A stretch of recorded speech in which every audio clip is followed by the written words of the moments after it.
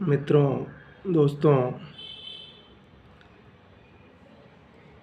असल में हमारे साथ दुविधा ये होती है बार बार कि हम जिस विषय को पढ़ना चाहते हैं उस विषय पर फोकस न करके दूसरे विषयों की तरफ भटक जाते हैं और उसका परिणाम ये होता है कि हम जो काम कर रहे होते हैं उस काम का परिणाम कुछ अलग ही दिशा में चला जाता है।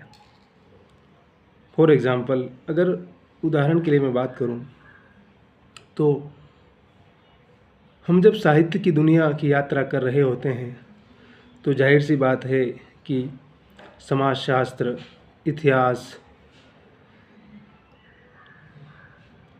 परंपरा, संस्कृति, सबाल्टर्न, कॉलोनियल, उन तमाम इतिहास बोध की तमाम अवधारणाओं की हमारी जानकारी गहरी होनी चाहिए। सिर्फ रात को रटा और सुबह चटा वाले से काम नहीं चलेगा। हमारे एक डॉक्टर जेके ओझा हुआ करते थे जब हम लोग कॉलेज में थे। कहते कि history is not bed of roses, और 8-10 किताबें लेकर आते थे और टेबल पर रख देते थे और पता नहीं क्या क्या कुछ बातें उसमें हमारी भी इतनी समझ नहीं थी। इतिहास क्या है, संस्कृति क्या है, जातिवाद क्या है, डॉक्टर अंबेडकर ने जाति खात्मे के बारे में क्या लिखा है, गांधी हरिजन गाथा में क्या बोलते हैं, नागार्जुन की कविता हरिजन गाथा क्या बोलती है, या फिर नेहरू के क्या विचार है, या फिर संघ के क्या विचार हैं, आरएसएस, राष्ट्रीय स्वयंसेवक संघ, जिसको आप अच्छी तरह से जानते हैं, वो जाति के बारे में क्या सोचता है, आज़ादी के सवाल पर उसकी क्या राय है, कम्युनिस्ट पार्टी ऑफ इंडिया, जिसको आप लोग लेफ्ट कहते हैं, उसको लेकर भी बहुत सारी अवधारणाएं, बहुत सारी दुर्धारणाएं चलती रहती है। तो उसकी उस दौर में, क्योंकि 1925 में संघ की भी स्थापना होती है और 1925 में कम्युनिस्ट पार्टी की भी स्थापना होती है और 1885 में, जिसे हम आजकल कांग्रेस कहते हैं, राष्ट्रीय कांग्रेस, उसकी स्थापना होती है। वो किसी अंग्रेज़ ने की थी। तो उस सारे बोध के हिसाब से फिर आप पूरा उस साम्राज्यवाद को समझिए, पूरा ब्रिटिश हुकूमत की उस सत्ता को समझिए, फिर भारत के तमाम राजा महाराजाओं के उस इतिहास को हम समझेंगे तो शायद हमें बेहतर चीज़ों की समझ मिलेगी और हम एक इतिहास के बारे में एक वास्तविक धारणा बना पाएंगे। क्योंकि सिर्फ इतिहास राजा और रानी की कहानी नहीं है। सबाल्टर्न डिस्कोर्स ये कहता है कि उसमें जो तमाम आम आदमी हैं, जो कॉमन लोग हैं, जिनका कि बहुत भारी कंट्रीब्यूशन है समाज के निर्माण में, जीवन की बेहतरी के लिए उन चीज़ों को समझना हमारा काम है।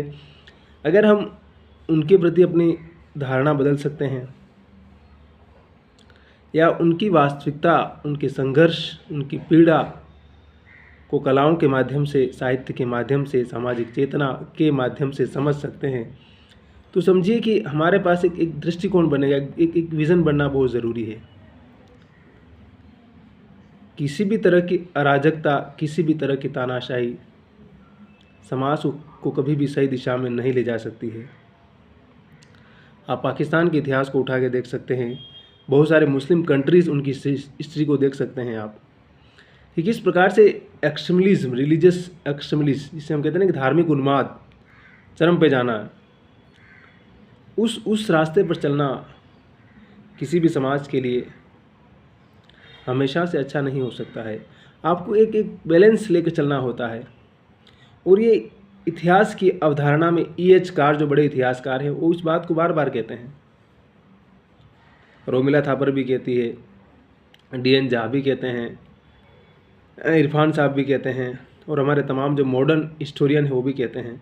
असल में हिस्ट्री की, इतिहास की जो कहते हैं ना कि एक कॉलोनियल अवधारणा है, अंग्रेज़ों ने जो बनाई अवधारणा है, एक फिर भारतीय अवधारणा है, और एक फिर ये जो कम्युनिस्ट पार्टी या लेफ्ट की अवधारणा है, और एक फिर आपकी राष्ट्रीय अवधारणा, इसकी राष्ट्रवाद इसको कहते हैं। इसमें मैंने कहा ना, इसमें संघ की जो पूरी अवधारणा है कि मतलब देश ही सब, इसमें मतलब देश को केंद्र में रख करके उसके माध्यम से बाकी चीज़ों को समझने की कोशिश करना है। तो इन सारी अवधारणाओं के बीच, जिसमें रामलाल शर्मा भी अपनी अवधारणा डालते हैं, नामवर सिंह अपने हिसाब से डालते हैं। तो इतिहासकार और साहित्यकार मिलकर के जब इस अवधारणा का निर्माण करता है, तब इतिहास बोध का एक निर्माण होता है।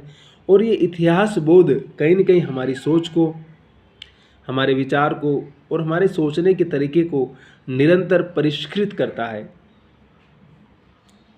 हमें एक ऐसी दुनिया में ले जाता है कि जहाँ से हम समाज को बेहतर निगाह से देख सकें, बेहतर तरीके से सोच सकें। और ये सोचने समझने का जो तरीका है, ये नज़रिया है, यही हमारी सोच को बेहतर बनाता है। हमारे परम आदरणीय मित्र विनय सर हमें बार बार समझाते रहते हैं अभी भी, और वो बार बार इस बात को बताते हैं कि आप कैसे चीज़ों को बेहतर कर सकते हैं, अपने हेल्थ से लेकर के वेल्थ तक का ध्यान कैसे रख सकते हैं। तो कहते हैं कि चीज़ों को बैलेंस करना और जीवन की वास्तविकता को सहजता से स्वीकार करना, उसको फेस करना, इन सारी चीज़ों को समझना भी बहुत ज़रूरी है। सिर्फ आइडियलिज्म के आधार पर ज़िंदगी नहीं जी जा सकती। वहाँ आप कब धोखा खाएंगे और कब आप इतने नीचे गिर जाएंगे कि फिर संभलना ही मुश्किल हो जाएगा। इसलिए रियलिटी को, वास्तविकता को स्वीकार करना और समझना हमारे लिए बहुत ज़रूरी है। और पढ़ते रहना, लिखते रहना, समझते रहना और निरंतर अपने आप को बेहतर बनाते रहना, यही जीवन का एक सर्वोत्तम अवधान है। और हमारा शायद इस समाज को अपने आप के लिए एक बहुत बड़ा योगदान यही हो सकता है, ये योगदान होना चाहिए।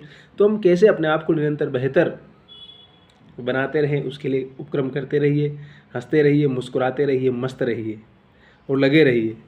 Never give up, never give up.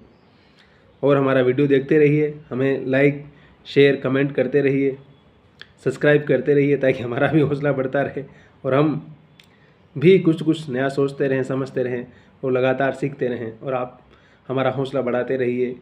उम्मीद करता हूँ आज का दिन आपके लिए बहुत शुभ होगा। मस्त रहिए, मज़े कीजिए।